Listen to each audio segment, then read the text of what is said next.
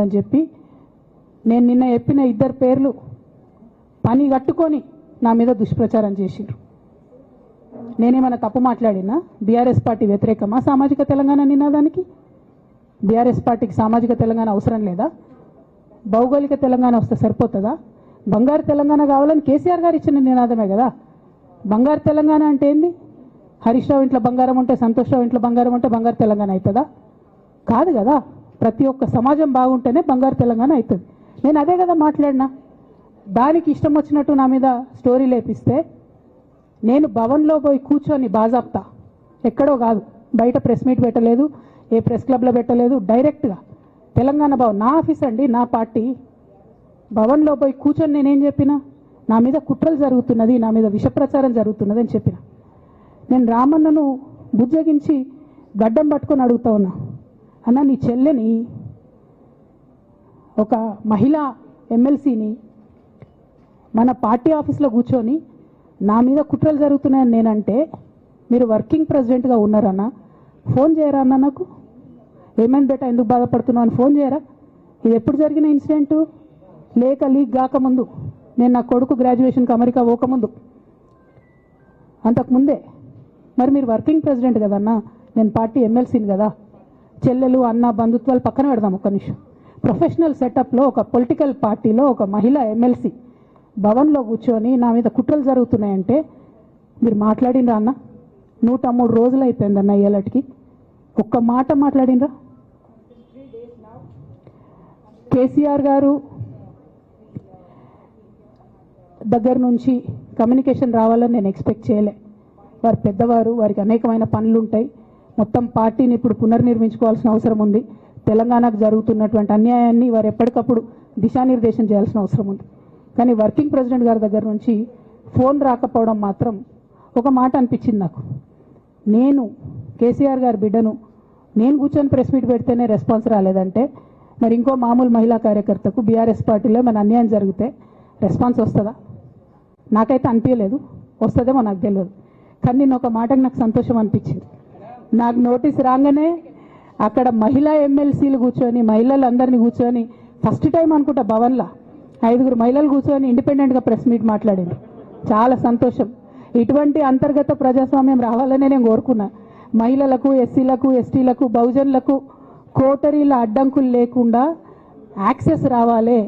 అది మైక్కి యాక్సెస్ రావాలి, బాస్కి యాక్సెస్ రావాలనే నేను అనుకున్నా. అది జరిగింది, చాలా సంతోషం. నన్ను సస్పెండ్ చేసినాక అయినా పర్లేదు, కానీ జరిగింది. నిన్న మహిళలందరూ కూర్చొని మాట్లాడి నేనేమంటున్నా అంటే, కేసీఆర్ గారు, కేటీఆర్ గారు, నేను, మా కుటుంబం, మాది రక్త సంబంధం. పదవులు పోతేనో, పార్టీలకు వెళ్ళి సస్పెండ్ చేస్తేనో పోయేటటువంటి బంధం కాదు. కానీ ఎవరైతే వెస్టెడ్ ఇంట్రెస్ట్ ఉన్న పార్టీలు ఉంటారో, పార్టీలో ఉండి కేవలం డబ్బు సంపాదించుకోవాలనేటటువంటి ఒక ఆలోచనతో, వ్యక్తిగత లబ్ధి పొందాలనేటటువంటి ఆలోచనతో ఉన్నటువంటి వ్యక్తులు, వాళ్ళకి కావాల్సింది ఏంటి? మేము ముగ్గురం కలిసి ఉండొద్దు, మా కుటుంబం బాగుండొద్దు, మా కుటుంబం విచ్ఛిన్నమైతేనే వాళ్ళకి అధికారం వస్తుంది. దాంట్లో భాగంగా ఇవాళ మొదటి స్టెప్ నన్ను బయటేసిరు పార్టీలోకి వెళ్ళి. అది ఇక్కడితో ఆగదు. నేను గౌరవనీయులు పెద్దలు దైవ సమానులు కేసీఆర్ గారిని విజ్ఞప్తి చేస్తా ఉన్నా, మీకు ఒక సూచన చేస్తా ఉన్నా. దయచేసి మీ చుట్టూ ఏం జరుగుతున్నదో ఒకసారి చూసుకోండి నాన్న. నన్ను ఇవాళ బయటకు పంపొచ్చు, నేను మీలాగా స్ట్రేట్ ఫార్వర్డ్ ఉంటా, నిజాలు మాట్లాడతా. నేను ఉద్యమం నేపథ్యం నుండి వచ్చిన కాబట్టి మ్యాగ్గా ఉన్నది లేనట్టుగా, లేనిది ఉన్నట్టుగా, మోసం చేయాలని చెప్పి, ఇంకోటి చేయాలని చెప్పి మాట్లాడను. స్ట్రేట్ ఫార్వర్డ్ ఇష్యూస్ మాట్లాడతా కాబట్టి నన్ను ఇలా బలి చేసి పర్వాలే. కానీ రేపటి నాడు ఇదే ప్రమాదం రామన్నకు కూడా పొంచుంది, రేపటి నాడు ఇదే ప్రమాదం నీకు కూడా పొంచుంది. అల్టిమేట్గా బీఆర్ఎస్ పార్టీని హస్తగతం చేసుకోవడానికి జరుగుతున్నటువంటి కుట్రలో భాగంగానే ఇవాళ నన్ను ఎలిమినేట్ చేయడం జరిగింది. నేను ఇవాళ ఓపెన్గా అడుగుతా ఉన్నాను, హరీష్ రావు గారికి నేను సూటి ప్రశ్న వేస్తున్నా, ఈ రాష్ట్ర ముఖ్యమంత్రి రేవంత్ రెడ్డి గారు కూడా నేను సూటి ప్రశ్న వేస్తున్నా. నా మీద కుట్రలు ఎప్పటి నుండి ప్రారంభమైనాయి?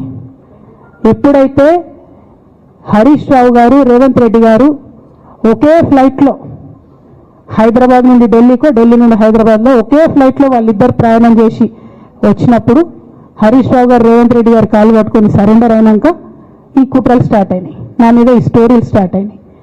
మా కుటుంబాన్ని విడగొట్టాలనేటటువంటి కుట్ర స్టార్ట్ అయింది. నేను ఛాలెంజ్ చేస్తా ఉన్నా, రేవంత్ రెడ్డి గారు మీరు చెప్పండి, ఆ ప్రయాణం జరిగిందా జరగలేదా? హరీష్ రావు గారు మీరు చెప్పండి, ఒకే ఫ్లైట్లో మీరు రేవంత్ రెడ్డి గారితో కలిసి వచ్చిందా రాలేదా? ఆ తర్వాత నుండి నా మీద ఈ కుట్రలు జరుగుతున్నాయా లేదా? సరెండర్ అయింది మీరు. ప్రతి ఒక్క విషయంలో దాదాపు ఒక 7-8 ఇష్యూస్ ఉన్న ఇన్సిడెంట్స్ ఉన్నాయండి.